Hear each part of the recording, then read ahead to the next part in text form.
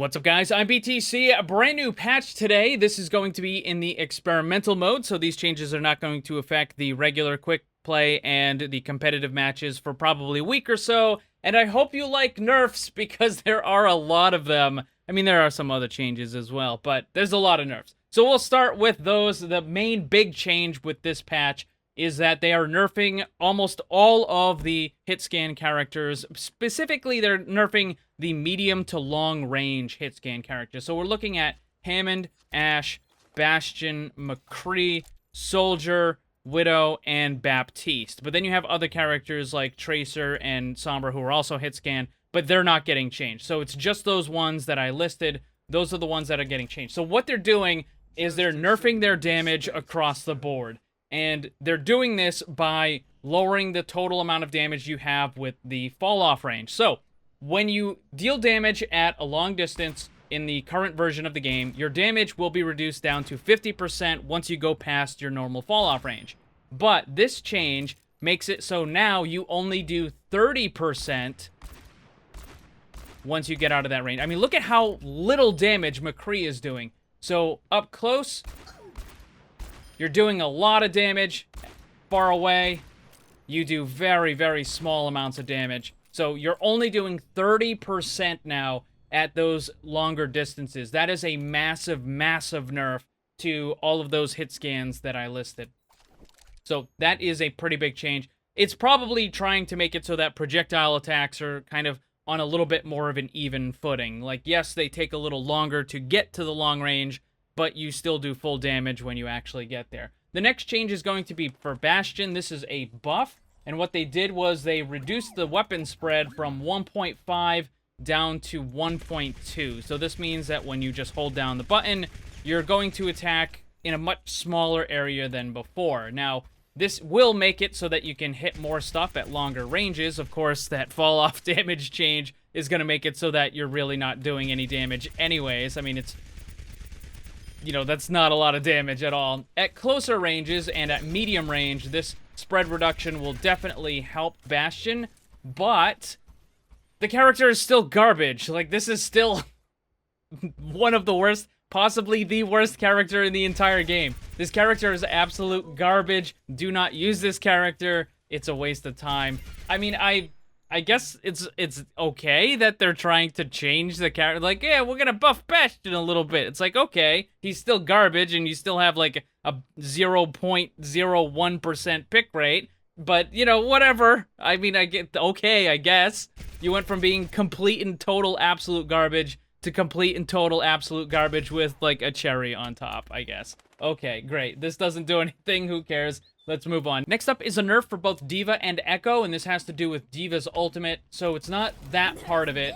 It has to do with the call mech part. So the first change is that they reduce the range of the call mech damage from 3 meters down to 2.5 meters, so you can see I wasn't able to hit that one. Now, the other change has to do with being able to charge the mech part of the ultimate while the normal part is going off. So while this is happening, D.Va cannot charge her ultimate. It doesn't really matter because you automatically get it when the damage gets, you know, when all that happens. But with Echo, what would happen is because Echo has that accelerated ult charge whenever you're using your ultimate, right? So, like, when you're using your ultimate, you have an accelerated ult charge. You could actually build your mech faster than the first part of it, than the explosion would happen. So you could build it so fast that you would be able to use it and then summon a mech and then use it and summon a mech and use it and summon a mech, and you could keep doing that faster than you were supposed to be able to. So what they did was they simply made it so that Echo can no longer charge her ultimate during that first part of the D.Va thing. So like this here. So when you're using this, you'll notice it's still at 0, you can't charge it, and then you get it automatically just like D.Va normally would. So this is a pretty substantial nerf to Echo whenever she is trying to copy D.Va. Next up is Soldier, who's getting a buff to his ultimate. What they're doing is they're making it so that you no longer have any fall-off damage when you activate your ultimate. So how earlier in the video when I talked about all the characters are now going to do only 30% damage at longer range. Well, not anymore. Now you're going to do full damage with Soldier when you're activating your ultimate, even if they are at the max range that you can lock onto them. So that's a pretty nice change to his ultimate. Granted, it still has some issues, though, because, for example, like, in this situation, why would I use my ultimate? Like, I can land all the criticals on the D.Va, or if I'm a good enough player, then I can just track the enemy and land criticals. So, if I used my ultimate here, I would just do normal hits. Whereas, if I just attack normally, I can do criticals. So, there are still issues with his ultimate, but this will make it a little bit better, where now you no longer have any fall-off damage with the ultimate. Next up is Widow, who's getting a buff to her damage fall-off range. So previously it was 60 to 85 meters, and now it is 70 to 100 meters. Now, she's still going to be affected by the other damage fall-off that I mentioned earlier, where at the super long distances, it's going to be 30% instead of the 50%. But what this change does is it means that in order for you to start losing damage, you now need to be at least 70 meters away, and you don't get dropped down all the way to that minimum damage until you hit 100 meters. So, for most cases, you're still going to do full damage, or at least pretty close to full damage with this change. But once you do get past that range, then you're going to have that pretty significant damage drop-off, just like all of the other hit scan characters.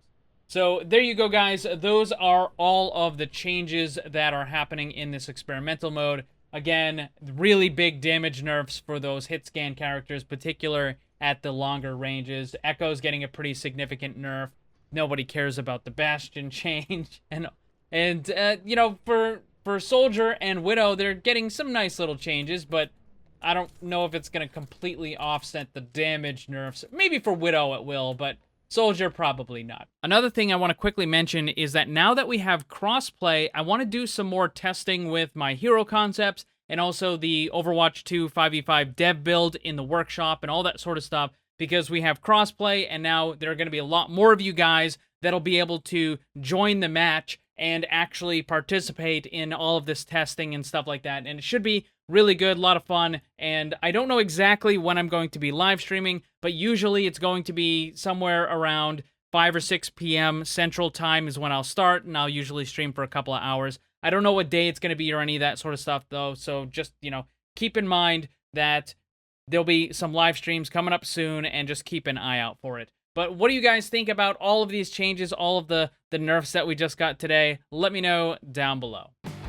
A big thanks to all the Paragons and other channel members for all your support. If you'd like to become one and grab some cool rewards, click the join button down below. Also, if you enjoyed the video, drop a like before you leave. And remember, always blame the controller, because it's never your fault.